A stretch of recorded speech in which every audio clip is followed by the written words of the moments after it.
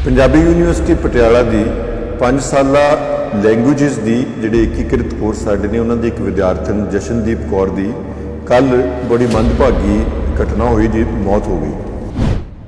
कुछ साडे सामने होर घटनावां आईयां कि विद्यार्थियों के विच एक बड़ा रोष भी सी जिहदा उन्होंने प्रदर्शन भी किया।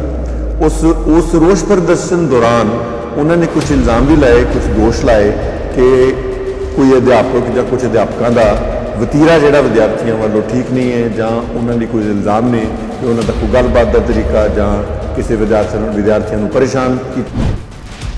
जिहड़ी भी शिकायतां सानूं दित्तियां जाणगीआं उन्हां दी पड़ताल करा के उन्हां ते बनदी कार्रवाई की जाएगी। तीसरी गल यह है कि ये सारा जो चल रहा सी जिहदे विच विद्यार्थी कुछ इल्ज़ाम ला रहे सी, वो अपने रोष विच धरने ते बैठे सी, उस विचों सारी गलबात उन्हां नाल चल रही सी, उन्होंने विश्वास भी दवाया जा रहा सी। तो उहदे विचों जदों उठ के कुछ प्रोफैसर साहबान गए तो कुछ अनसरां ने उन्हां दा पिछा करके उन्हां ते एक प्रोफैसर साहब ते हमला किया ते जिहदे नाल उन्हां नूं बाद विच ICU विच पार्क हस्पताल च दाखल किया।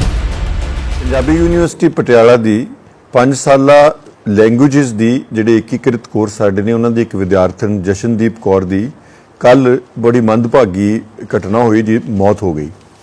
और वो परसों हैल्थ सेंटर में 9:30 बजे फोन करके होस्टल तो आई तो लगभग 1 घंटा वो हैल्थ सेंटर में रही, जिथे उन्होंने दवाई दी गई, उन्होंने नैबूलाइज किया गया, होर जो लोड़ सी उहदी पूरी की गई। पर क्योंकि विद्यार्थन बीमार सी, वो पहला ही अपने माँ बाप को फोन कर चुकी सी और उसके माँ बाप पहुँच गए तो वो इत्थों लै गए कैंपस तो उसकी अगली बेहतरी और इलाज वास्ते। तो वो दूर की रहने वाली है, बठिंडे के लागे उन्होंने पिंड है। बाद में सानू सूचना मिली कि घर पहुँचण तो 12-14 घंटे बाद मतलब कि कल सवेरे 2-2:30 बजे के करीब उसकी मौत हो गई। सो सारी यूनीवर्सिटी विच इहदे नाल एक सोग की लहर भी दौड़ गई और सारा यूनीवर्सिटी परिवार जिहड़ा वो उन्हां दे परिवार दे दुख विच पूरी तरह शरीक है।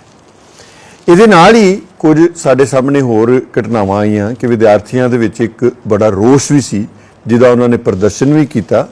उस रोष प्रदर्शन दौरान उन्होंने कुछ इल्ज़ाम भी लाए, कुछ दोष लाए कि कोई अध्यापक या कुछ अध्यापकों का वतीरा जिहड़ा विद्यार्थियों वालों ठीक नहीं है, जां उन्होंने कोई इल्ज़ाम ने कि उन्होंने कोई गलबात का तरीका जां किसी विद्यार्थियों को परेशान किया जाता है। तो उहदे बारे में सिर्फ ये कहना चाहुंदा भी जिन्नियां भी साडे कोल कोई शिकायतां आउंदियां ने, भावें वो साडा जिहड़ा ग्रीवेंस रिड्रेसल सैल है जिन्हों कि प्रोफैसर ममता शर्मा हैड करते हैं, जां साडी ICC है जिहड़ी इंटरनल कंप्लेंट कमेटी जिन्होंने सैक्शुअल हरैसमेंट के सैल के जिहड़े साडे डायरैक्टर ने प्रोफैसर मुल्तानी वो हैड करते हैं। जिन्नियां भी साडे कोल शिकायतां आउंदियां ने उन्हां दा पूरा नियमां मुताबक निवारण किया जाता है। सो आने वाले समय भी जिहड़ी भी शिकायतां सानूं दित्तियां जाणगीआं उन्हां दी पड़ताल करा के उन्हां ते बनदी कार्रवाई की जाएगी। तीसरी गल यह है कि ये सारा जो चल रहा सी जिहदे विच विद्यार्थी कुछ इल्ज़ाम ला रहे सी, वो अपने रोष विच धरने ते बैठे सी, उस विचों सारी गलबात उन्हां नाल चल रही सी, उन्होंने विश्वास भी दवाया जा रहा सी। तो उहदे विचों जदों उठ के कुछ प्रोफैसर साहबान गए तो कुछ अनसरां ने उन्हां दा पिछा करके उन्हां ते एक प्रोफैसर साहब ते हमला किया तो जिहदे नाल उन्हां नूं बाद विच ICU विच पार्क हस्पताल च दाखिल कराउणा पिया। सो ये एक होर भी मंदभागी घटना है जिहदे विच इस तरह का जो वतीरा है वो सामने आया तो इनू ही कैंपस विच इस तरह के वतीरे नूं बिल्कुल बर्दाश्त नहीं किया जाएगा। सो जो हालात यूनीवर्सिटी इस वेले बन गए हैं, ये विच मैं सिर्फ ये कहना चाहांगा कि साडी सारी कैंपस कम्यूनिटी की विद्यार्थी अध्यापक कर्मचारी उन्हां सारिਆਂ ਦੀ जिम्मेवारी बन जाती है कि असीं यूनीवर्सिटी का वधिया ठीक अकादमिक माहौल बनाई रखीए। यूनीवर्सिटी एक परिवार वांग है, जे इहदे विच एक विद्यार्थी की मौत हो गई है तो सानू दुख बहुत है तो परिवार के दुख विच असीं शरीक हाँ। जे उहदे बारे कोई होर शिकायत पड़ताल कुछ करन दी लोड़ पेगी वो जरूर की जाएगी। जे विद्यार्थियों दी कोई इस वेले स्पैसीफिक जां कोई होर भी जनरल जे किसी किस्म दी भी शिकायतां ने उन्हां दा निवारण किया जाएगा।